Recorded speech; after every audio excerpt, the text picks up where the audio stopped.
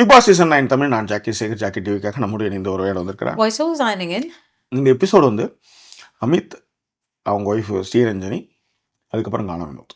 Wow moment தான் இந்த எபிசோடில் பேச போகிறோம். காலையில் 80வது நாள் 81வது எபிசோட் 24/12/2024 கிறிஸ்மஸுக்கு முதல் தினம் நடந்த விஷயங்களுடைய ஒரு பார்வையில் இருந்த விஷயத்தை தான் சிறப்பு வீடியோவை நம்ம போடுறோம். ஸோ விரிவான ஒரு பார்வைக்கு ஸ்டேட் வித் அஸ்.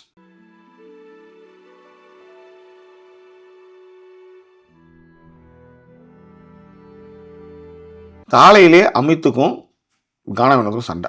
ஆமாம், பிகாஸ் ஆஃப் பூரி போடுறதுல பிரச்சனை. பூரி வந்து நல்லா அழுத்தினா தான் அந்த எண்ணெயில் முங்கினா தான் அது உப்பும், அப்படி அப்படியே போட்டால் சைட்லலாம் வேகாது அப்படின்னு ஒரு விஷயத்த அவர் சொல்ல, இவங்க ரெண்டு பேருக்கும் வந்து மங்கம்மா இது சண்டை. ஒரு கட்டத்தில் நீ வந்து பண்ணுறா, டேய் நீ பண்ணுறா நீ, ஏன்னா நீங்கள் கவனிச்சிங்க பார்த்தீங்கன்னா ரெண்டு பேருமே வந்து பாடல்களை வெளியே அழகாக பாடி பெரிய அளவில் வந்து புகழ்பெற்ற ஆட்கள் இந்த பேர். அப்படி இருக்கும் பொழுது அது அவங்களுக்குள்ள வந்து ஒரு பெரிய சண்டை வருது. அதை வந்து அவங்களால அதை நம்மளாலே பார்க்கும்போது ஏற்றுக்க முடியல. நாக்கு கடிச்சிட்டு இருக்கும்போது அதுக்கு காண வினோத் சொல்றது வந்து என்னன்னா, இன்னைக்கு கூட அரோரா வந்து அந்த சண்டையில் வந்து காண வினோத் வந்து நாக்கு கடிச்சாருன்னு சொல்லுவாங்க. பட் ஆனால் நாக்கு கடிக்கிறது வந்து அவருடைய இயல்பான விஷயமாவே இருக்கு. நீங்க அதுல வந்து தப்பான விஷயமா இல்லை ஊது தொலைஞ்ச அப்படின்றது வந்து உண்மையிலே நிறைய பேருக்கு மேனரிசம் வடசென்னை பக்கம் இருக்கிறவர்கள் இருக்கு. மாற்றுக்கருத்தையில உங்களுக்கு அந்த வாழ்க்கை முறை தெரியலன்னா அதுக்கு வந்து பொறுப்பு இல்லை.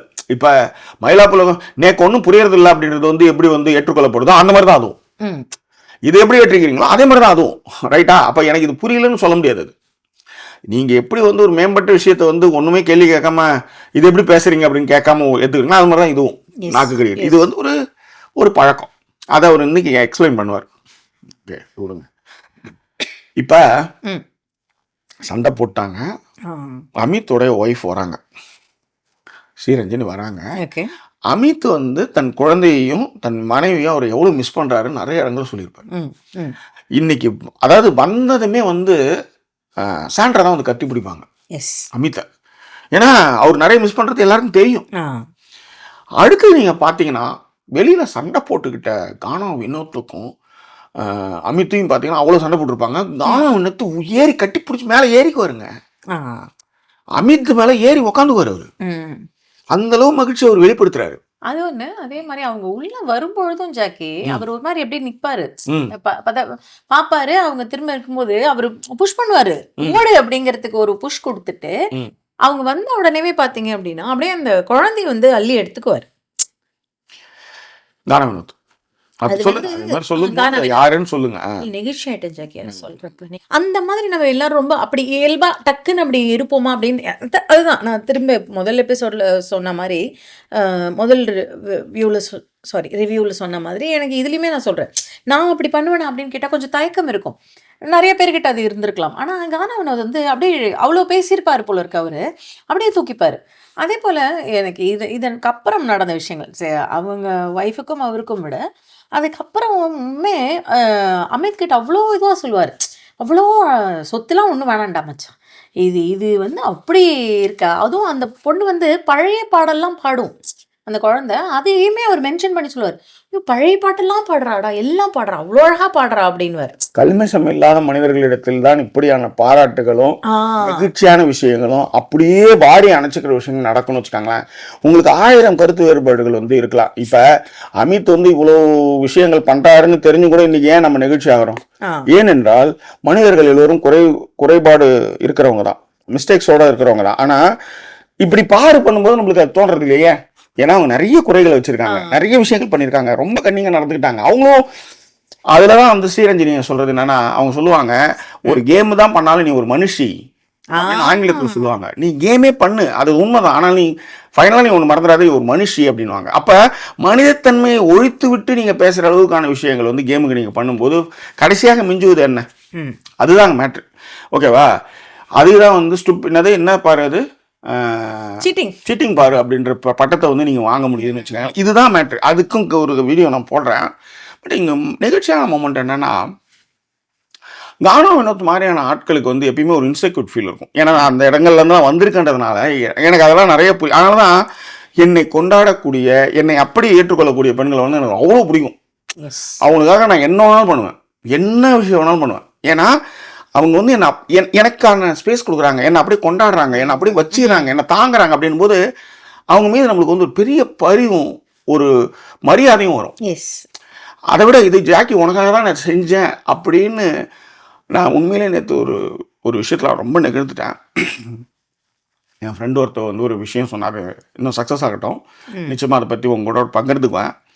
அவரை நான் வந்து ஒரே 2-3 வாட்டி தான் சந்திச்சிருங்க. ஆனால் அவர் சொன்ன விஷயம் அதை என்கிட்ட பகிர்ந்துக்கும் போது அது வந்து ஒரு அந்த அந்த பகிர்ந்துக்கும் போது என் ஒய்ஃபு என் குழந்தை எல்லாருமே கூட்டு அதை வந்து காமெடி ஜாக்கி அப்படின்னு சொல்லும்போது அது அவ்வளோ நெகிழ்ச்சியான விஷயமா இருக்குது. அது வந்து அது 1000 யானைக்கு சமம்னு சொல்லுவாங்க, 1000 யானை பலம்னு வாங்க, அந்த மாதிரியான ஒரு விஷயம். அது இந்த பாயிண்ட்டுக்கு வரேன். அந்த மாதிரி கானா வினோத்தை பொறுத்தவரையிலையும் அவரை நிராகரித்த பெண்கள்லாம் நிறைய பேர் இருப்பாங்க. அப்படியே இருந்தாலும் அவர் தப்புன்றது கலரை வச்சு முடிவு பண்ணுறவங்க நிறைய பேர் இருந்திருக்காங்க. ஓகே.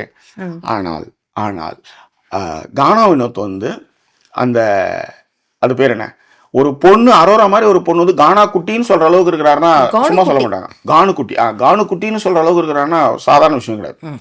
அப்ப சம்திங் ஹீ டெட், ரைட்? அப்ப அப்படி அந்த பார்வையில் நீங்க பார்க்கும்போது பாத்தீங்கன்னா, ஏன்னா போய் உடறன்ட்டு சபரிக்கா பாரு ஸ்ரீரஞ்சனி கிட்ட சொல்லுவாங்க, ஏய் அவதான் வந்து குழந்தையா இருக்கிற, நீ போய் ஓடி போய் உடற அப்படின்னு சொல்லும்போது அவங்க ஸ்ரீரஞ்சனி சொல்லுவாங்க, நான் தான் 24/7 பாக்குறேன், எனக்கு தான் அந்த ப்ரெஷர் இருக்கும் அப்படின்னு சொல்லுவாங்க. அப்ப என்ன விஷயம் வருதுன்னா, இந்த மேட்ரு இருக்குல்ல, இதுல வந்து அவங்க ஃபுல்லா எல்லாத்தையும் அனலைஸ் பண்றாங்க. ஒரு ஒய்ஃப் வந்து தன்னுடைய ஹஸ்பண்ட் வந்து அங்க இருக்கும்போது ஒரு வெள்ளந்தியா இருக்கிறாரு, நிறைய மிஸ்டேக்ஸ் பண்றாரு, எல்லாத்தையும் நம்புறாரு, ஒரு தலைவனுக்குரிய பண்போட இல்லாம அவர் வந்து நிறைய பாவம் புண்ணியம் பார்க்கறதுனால அவர் வந்து தோத்து போறாருன்னு தெரியுது. It's a game. அந்த சிச்சுவேஷன்ல என்ன பண்றதுன்னு தெரியல. சம்வேர் எல்ஸ் ஹி என்ன சொல்றது லூஸ், இந்த கேம் வந்து ஒரு லூஸ் பண்றாரு தெரியுது. இப்ப அந்த ரூமுக்கு அவங்க இருக்கும்போது நினைக்கிறேன் கானா வினோத் வருவாரு. வந்ததுக்கு அப்புறம் அவங்க சொல்லுவாங்க, 1000 ஃப்ரெண்ட்ஷிப் இருக்கட்டும், நீங்க சொல்லும் போது எனக்கு கலங்குது, 1000 ஃப்ரெண்ட்ஷிப் இருக்கட்டும் கானா வினோத், ஆனா நீங்க வந்து என் புருஷனுக்கு ரொம்ப ரொம்ப முக்கியமான ஃப்ரெண்டு அப்படின்னு சொல்லுவாங்க. அதை விட அவர் ரொம்ப நெகிழ்ச்சி ஆயிடுவாரு. இப்போதாம்மா அவர்கிட்ட வந்து நான் வந்து பயங்கரமா சண்டை போட்டேன் அப்படின்னு சொல்லுவாரு. அதுக்கு அந்த பொண்ணு சொல்லுவோம், சண்டை போட்டுக்காங்க, அடிச்சுக்காங்க, சேர்ந்துக்காங்க, தட்ஸ் யுவர் விஷ், அது உங்க ஃப்ரெண்ட்ஷிப், அதுக்குள்ள அதை நீங்க எப்போ வேணாலும் பண்ணிக்கலாம். ஆனா அமித்துக்கு வந்து ஒரு நல்ல நட்பா உங்களை நான் பாக்குறேன்னே, நீங்க எப்பயுமே கூட நிக்கணும்னு ஒரு பொண்டாட்டிக்காரி, அதாவது புள்ள பெத்த ஒருத்தர் சொல்றாருல, அது எவ்வளவு பெரிய அங்கீகாரம் தெரியுமா ஒருத்தவனுக்கு. அப்ப அந்த அங்கீகாரத்தினோட அவர் நெகிழ்ச்சியாகி, ஐயே இப்படி போய் நம்ம பண்ணிட்டு பாரு, ஒரு கோவத்தில் இப்படி மாதிரி பேசிட்டோம் பாரு, பூரி உப்பனா என்ன உப்படா என்ன, ஓரம் வந்தா என்ன வண்ணா தென்ட்டு தொலை வேண்டித்தானே, இப்படி போய் காயப்படுத்திடுமே, இப்ப நம்ம வந்து ஒரு மாதிரி ட்ரெஸ் காயின்னு நிக்கிற மாதிரி ஒரு ஃபீல்ல நிக்கிறமே அப்படின்னு நிக்கிறான் அந்த மனுஷன். This is the best moment in BB9. அந்த பொண்ணு அவரை இலகுவாக்க அப்படியே ஹக் பண்ணுவாங்க. அவரால் அதை வந்து ஏன்னா குற்றம் செஞ்சுட்டு ஒருத்தவங்க வந்து அதை வந்து குற்றம் செஞ்சுட்டு டக்குன்னு ஒருத்தவங்க வந்து அதை சால்வ் பண்றதுக்கு வரும்போது பாத்தீங்கன்னா அது வந்து ஒரு மாதிரியான விஷயமா இருக்கும். அது வந்து அவர் அரைய குறையமா தான் நிப்பாரு. அது ஐயோ இப்படி ஒரு மனுஷனை நம்ம காயப்படுத்திட்டுமே, இப்படி ஒரு விஷயத்த நம்ம பண்ணிட்டுமே அப்படின்னு ஒரு குற்றம் இருக்கனாலதான் அதை வந்து முழுமையா அவனால என்ஜாய் பண்ண முடியாது. அப்படி ஒரு விஷயத்த வந்து கானா வினோத் வந்து நீங்க திரும்ப கூட நீங்க இப்ப நான் பேசுனதுக்கு அப்புறம் இந்த சீன் எல்லாம் நீங்க திரும்ப போய் பாருங்க, really you can enjoy it. அது மட்டும் இல்ல, கண்ணு கலங்கிடும், நெகிழ்ச்சியா இருக்கும். அவங்க சொல்லுவாங்க, இத்தனைக்கும் 1 hour தான், அந்த 1 hourல வந்து அந்த ஃபுட்டேஜ் அது. அப்ப அவங்க சொல்லுவாங்க, நீ வந்து அப்ப அந்த ஹக் பண்ணும்போது பாத்தீங்கன்னா ரொம்ப நெகிழ்ச்சி ஆயிடுவாங்க. அவரு கண்ணுலாம் கலங்கும், சே ஐயோ இப்படி போய் பண்ணிட்டோமா நம்ம இந்த பையனுக்கு இந்த ஆளு அப்படின்ற மாதிரி அந்த ஃபீலை வந்து அவர் கடத்தின விஷயம். அவங்க வந்து வெளியில போய் கானா வினோத் வந்து எனக்கு வந்து என் புருஷனுக்கு ஒரு நல்ல நண்பனாக இருக்கிற, அவருடைய கவலைகளை மறக்கிறதுக்கான விஷயங்களையும் நீயும் பங்காற்றிருக்கன்னு சொல்கிற விஷயங்கள்லாம் இருக்குல்ல, அதெல்லாம் வந்து நெகிழ்ச்சியுடைய உச்சம். இந்த BB9ல ஒரு பெஸ்ட் மூமெண்ட்டாகவே நான் அதை பார்க்குறேன்.